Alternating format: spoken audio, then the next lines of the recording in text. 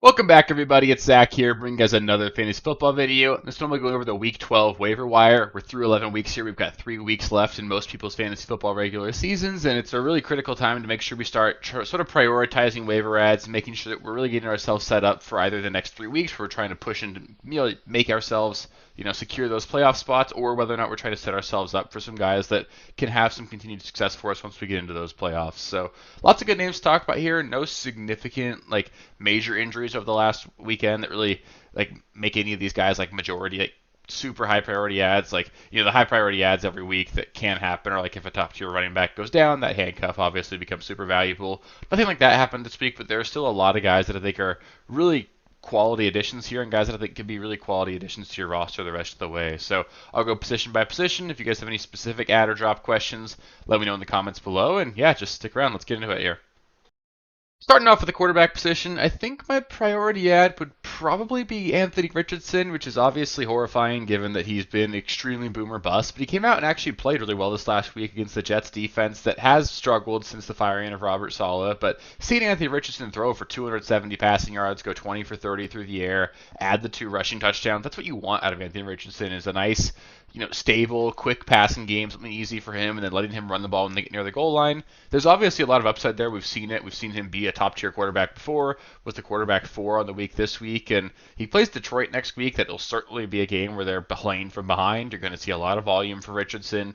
Detroit's defense has been playing really well lately, but they're still beatable, obviously. It's a team that you can score a lot of points on, especially with just the amount of garbage time we'd expect to happen in that game. I think Richardson can be a pretty reliable start for us next week, and he could easily be a top 3 quarterback next week. It's in the cards every single week he steps on the field.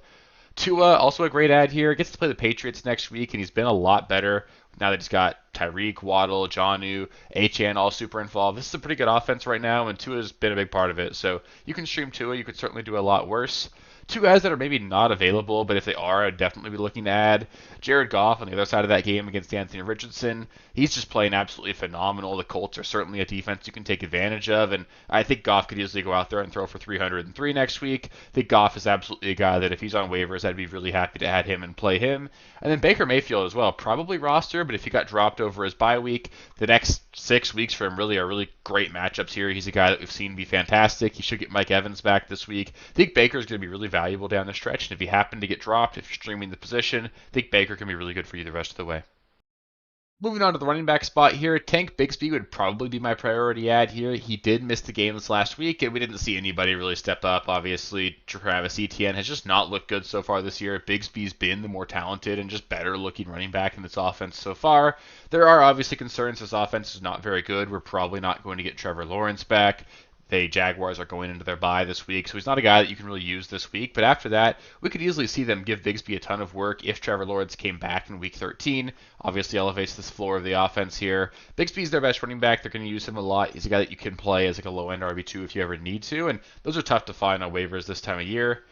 The Raiders' backfield, both Dylan Laub and Zamir White. I think both those guys need to be on radars here. We saw Alexander Mattison leave the game with an injury and Zamir White leave the game with an injury. Seems like Madison's is a little bit more significant, but I think both those guys, Laub and Zamir White, and even Amir Abdullah, should probably just be low priority ads for you guys. It's obviously not a very good offense. There's not a lot of ceiling there, but anybody that's getting a lot of work can be really good for fantasy. If Madison and White were to both miss time, I think Laub and Abdullah would both be low-end running back plays that you could at least consider next week. Cam Akers got a decent amount of the snaps here. We saw Aaron Jones only play 53% of the snaps this last week. Cam Akers did find the end zone. Aaron Jones is playing hurt clearly, and if he were to miss time, I think Cam Akers just looked good enough that I'd feel really confident in playing him this year. So I think Akers is a really high priority handcuff ad as someone who we know is playing behind a relatively injury-prone running back who's already dealing with an injury. So Akers would be a great ad. Trey Benson, he's the clear handcuff to James Conner. Conner at least got the bye week here to heal up a little bit. We saw Trey Benson sort of taking over a lot more work. That by no means is he touching on too much of the work from James Conner. Conner's still a stud here, but if Conner were to go down, I think Trey Benson would be a really high-end ad for us going forward.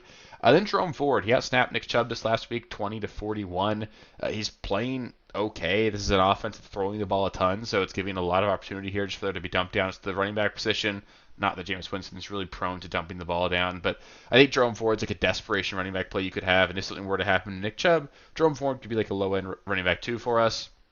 Other than the guys on this list, any handcuff that's available, it's that time of year. So you got Braylon Allen, Tyler Algier, Blake Corum, Zach Charbonnet, like those kinds of guys, Ray Davis, those kinds of players should all be on rosters, especially if you're feeling really good about your odds of making the playoffs, because those are guys you obviously can't play them yet, but if something were to happen to the guys in front of them, they could be huge difference makers and really take your team over the top. So keep an eye on those guys as well.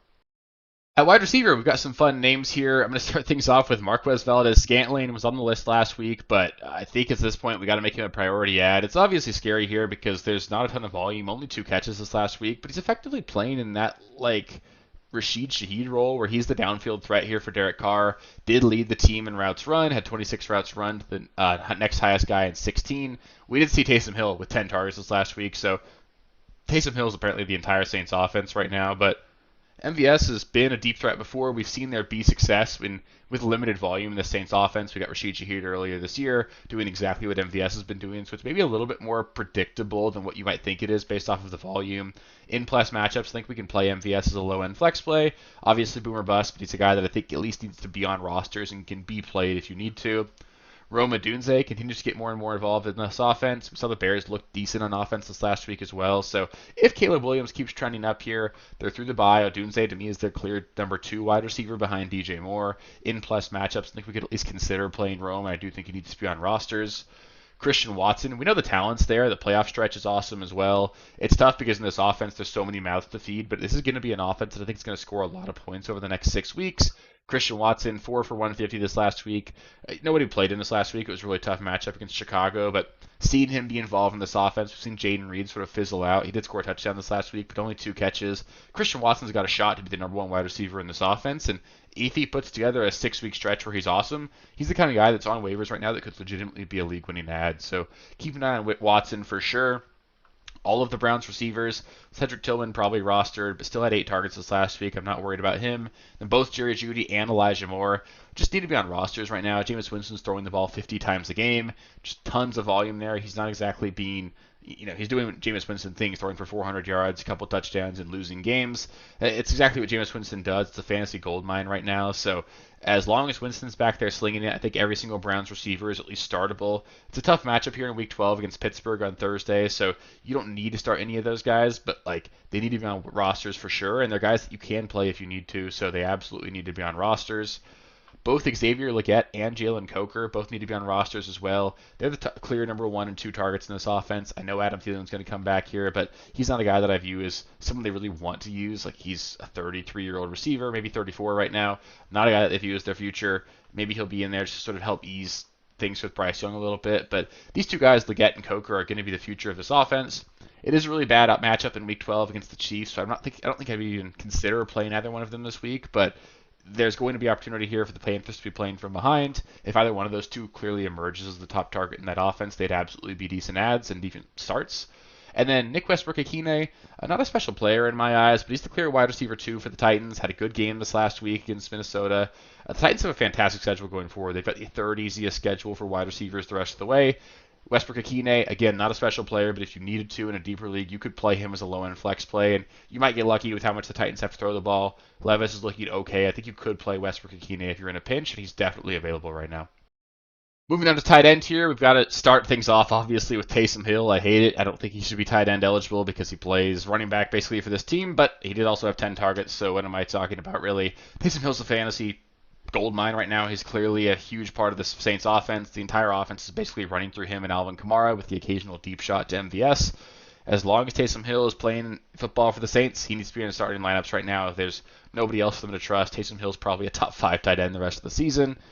Jonnu Smith, he's the wide receiver 2 basically in Miami right now, right behind Tyreek Hill. Devon Achane maybe the wide receiver 2, but they've basically completely phased Jalen Waddle out of the offense, so it's making Jonnu, Achane, and Tyreek Hill basically must starts every single week. Jonnu had a career game this last week. Most of it came on a broken play, like a 60-yard touchdown. That's not very prescriptive, but they're manufacturing touches for him near the goal line. He's a guy that does a lot with the ball in his hands after the catch, and there are a lot of really easy games coming up for the Dolphins. If you think back to what they've done over the last few years, they're really good at putting up a lot of points against bad teams. They get to play a lot of bad teams, starting with the Patriots this week. Jonnu Smith could be in line for another big game here.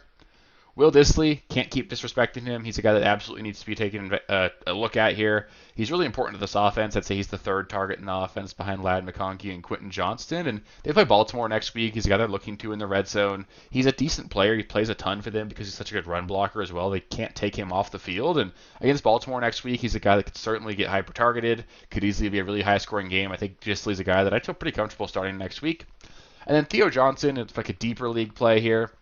I doubt it's going to do a lot, but the quarterback change could help here. Theo Johnson had been more and more involved over the last few weeks, and quarterback play can't really get any worse here. I think we'll see Tommy DeVito this week, but if we see any of Drew Lock, I think that'd be an upgrade here. I don't love it, but Theo Johnson, he's looked good so far in the opportunities he's been given. You got a plus matchup against Tampa Bay here. You could consider playing him if you want to. Again, it's really desperate. It's a deep league play only. I prefer all three of the other guys on this list, but Theo Johnson, rookie tight end for the Giants, he's looked pretty good in his opportunities this season, and there is at least some variance there with the new quarterback, so he's a guy to at least keep an eye on.